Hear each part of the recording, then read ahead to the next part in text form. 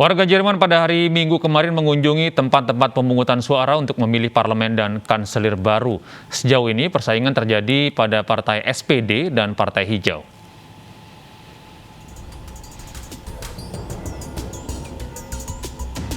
Warga Jerman berbondong-bondong menuju tempat pemungutan suara yang dibuka sejak pukul 8 pagi hingga 6 sore.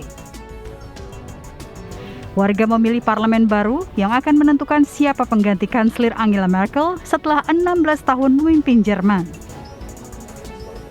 Jajak pendapat menunjukkan persaingan yang sangat ketat antara blok Uni kanan tengah yang mendukung Merkel dengan gubernur negara bagian Nordrhein-Westfalia Armin Laschet yang mencalonkan diri sebagai kanselir. Sementara di kubu Sosial Demokrat kiri tengah, Menteri Keuangan Jerman Olaf Scholz juga mencari peluang menjadi kanselir Jerman. Also ich erhoffe mir auf jeden Fall einen Machtwechsel und ich glaube, dass die SPD vermutlich gewinnen wird. Und aber bin ganz froh, dass die Ära Merkel quasi jetzt zu Ende ist. Sekitar 60,4 juta orang di negara berpenduduk 83 juta ini menggunakan hak pilihnya untuk memilih parlemen baru. Und Armin Laschet ist geprägt davon, Brücken zu bauen, Menschen mitzunehmen. Nur, dass wir zu neuem Wachstum kommen, wenn wir jetzt wirtschaftspolitisch das Richtige machen. Wenn wir es jetzt wieder falsch machen, mit ideologischen Experimenten wird alles verspielt, was wir in 16 Jahren aufgebaut haben. Survei terbaru menunjukkan Partai Sosial Demokrat sedikit memimpin, bersaing ketat dengan kandidat Annalena Baerbock dari Partai Hijau yang berada di tempat ketiga. Das ist heute ein sehr schöner Tag. Das Wetter ist ja schon mal ein sehr gutes Zeichen. Und jetzt hoffe ich, dass möglichst viele Bürgerinnen und Bürger zur Wahl gehen, ihre Stimme abgeben und möglich machen, was sich abgezeichnet hat, nämlich dass es ein sehr starkes Ergebnis für die SPD gibt und dass die Bürgerinnen und Bürger mir den Auftrag geben, der nächste Kanzler der Bundesrepublik Deutschland zu werden. Schönen Dank. Herr Scholz, was ist Ihre Botschaft an die europäische? Olaf Scholz, kandidat Partai Sosial Demokrat, memberikan suara di Berlin pada hari Minggu. Sedangkan calon kanselir dari Partai Hijau, Annalena Baerbock, memberikan suara di Düsseldorf. Bei dieser Wahl geht es um alles. Wir können uns, und das ist das Schöne in einer Demokratie, frei neu entscheiden. Machen wir weiter so wie bisher mit dieser großen Koalition, wegducken immer wenn es hart wird, oder schaffen wir endlich einen neuen Aufbruch? Para pesaing berjuang menggantikan Angela Merkel saat Jerman berusaha mendapatkan keunggulan untuk memimpin ekonomi terbesar Eropa ke era baru, tepat ketika dunia tengah bergulat dengan dampak pandemi corona dan perubahan iklim.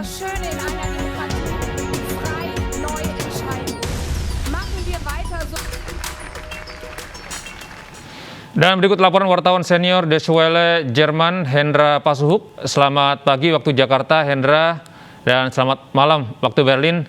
Silakan dengan laporan Anda.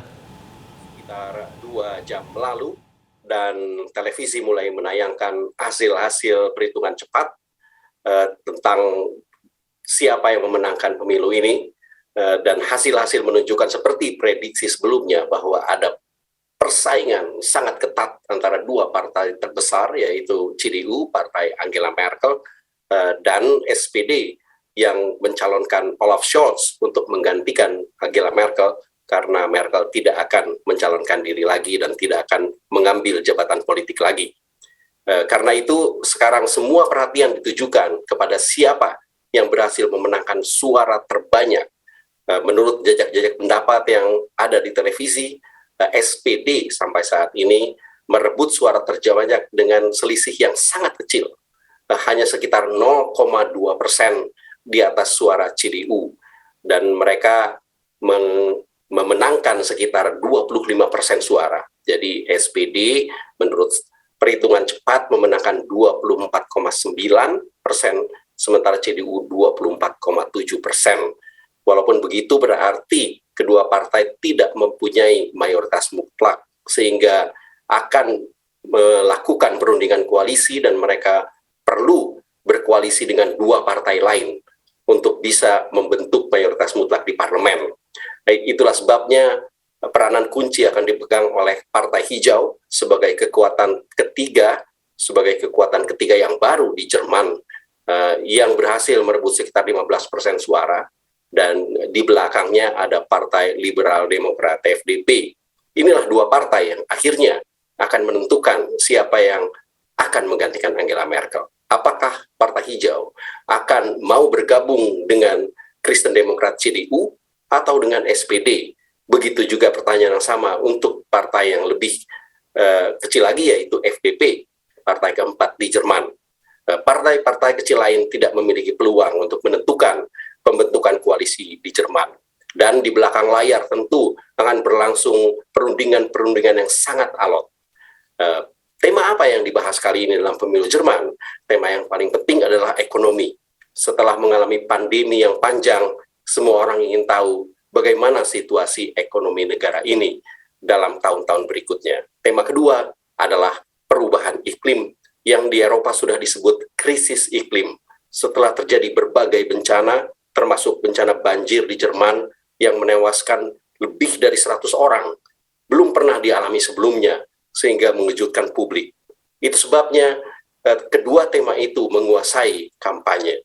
Seharusnya Partai Hijau bisa membukukan kemenangan lebih besar, tetapi partai-partai lain sekarang juga mengangkat isu perubahan iklim sebagai tema utama mereka.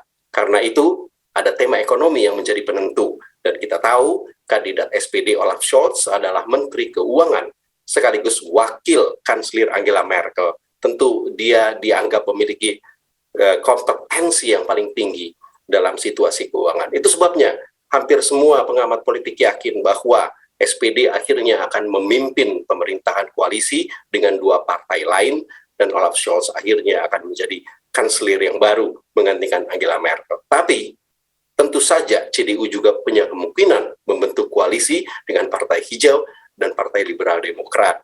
Apakah kemungkinan itu nanti terbuka, akan kita lihat dalam perundingan-perundingan hari-hari ke depan. Hendra Pasuhuk melaporkan dari Berlin. Baik, terima kasih Mas Hendra Pasuhuk.